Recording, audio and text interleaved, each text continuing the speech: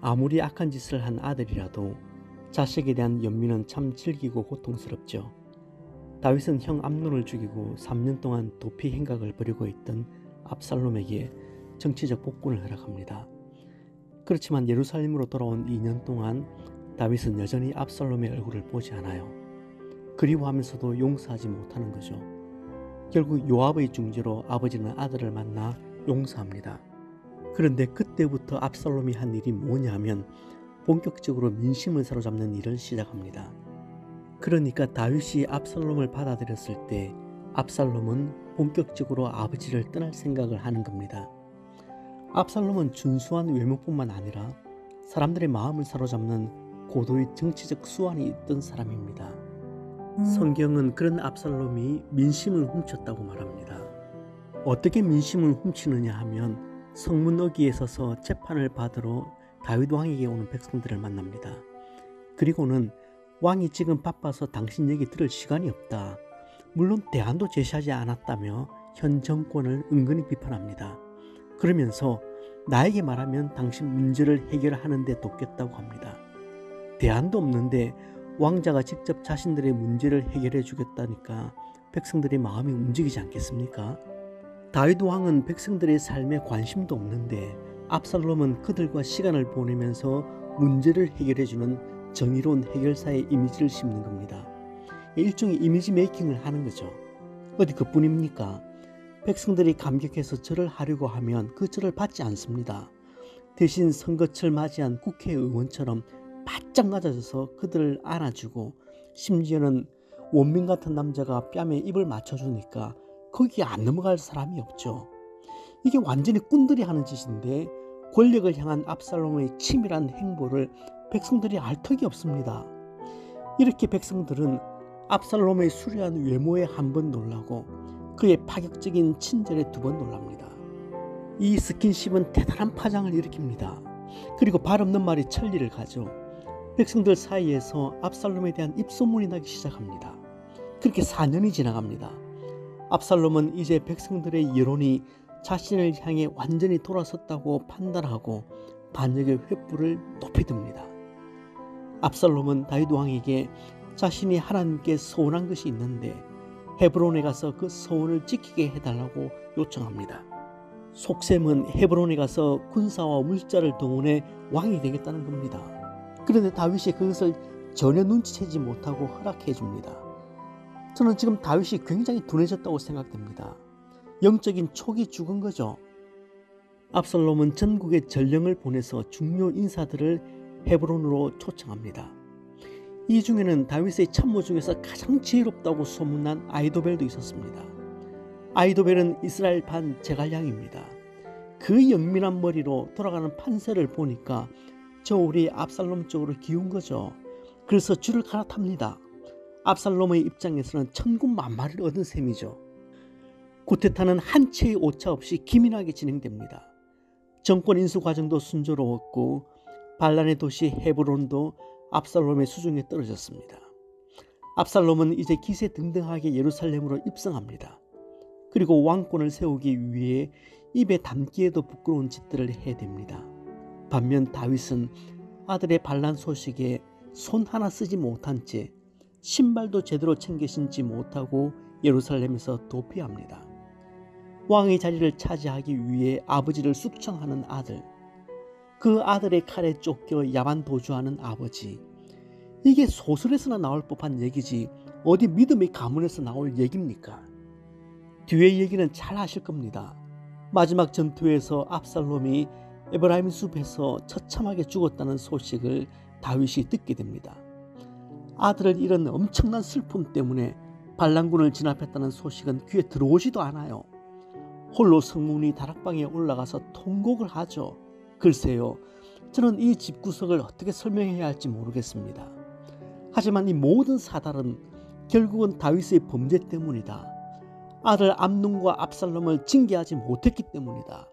다윗의 영적 감각이 무뎌졌기 때문이다. 그렇게 단편적으로 말씀드리고 싶진 않아요.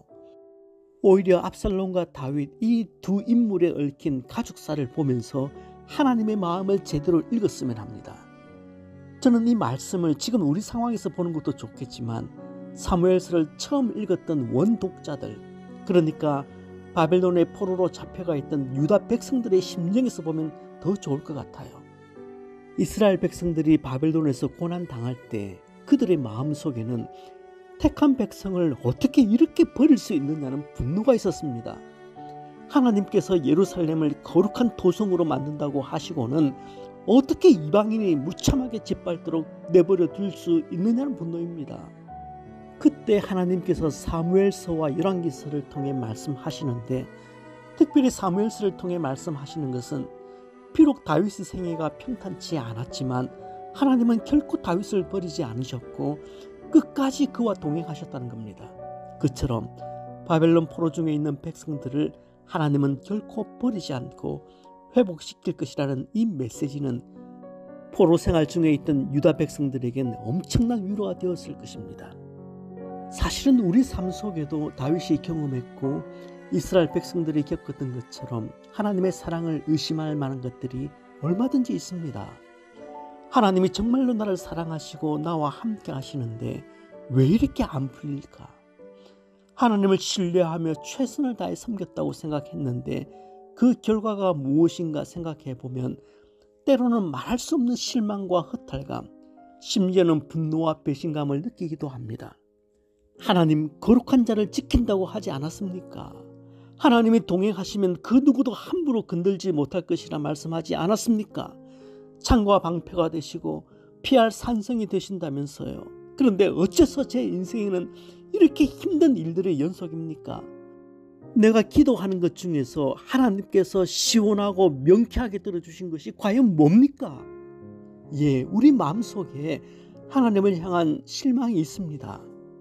그런데 필립 얀시가 말하는 것처럼 그 실망이 가져다 주는 것이 뭐냐 하면 영적 침체입니다.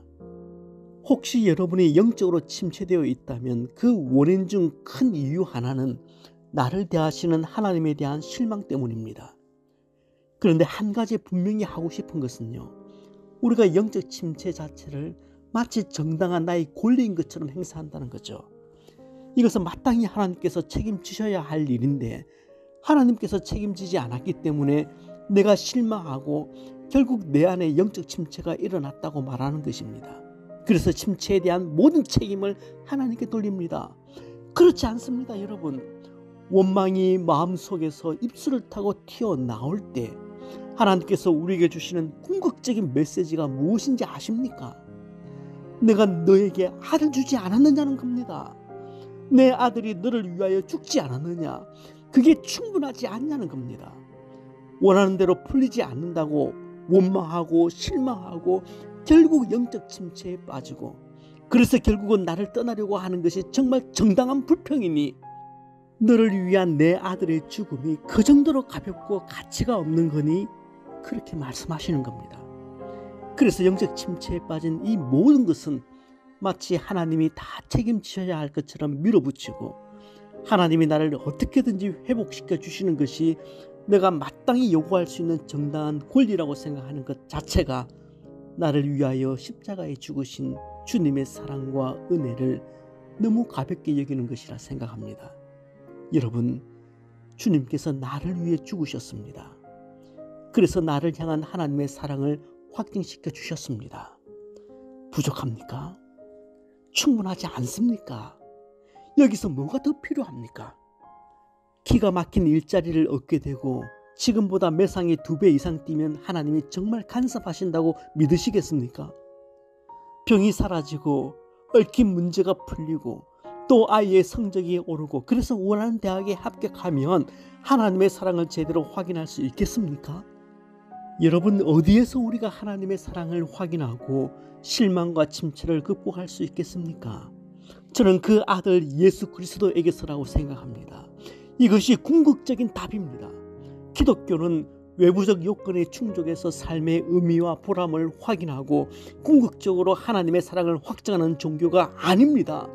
기독교는 예수 그리스도에게서 하나님 아버지의 사랑을 궁극적으로 확증하는 종교입니다. 그렇다면 여러분, 주님 한 분만으로는 정말 만족할 수 없을까요? 그건 우리 인생에서 불가능한 것일까요? 우리에게 주시는 도전입니다.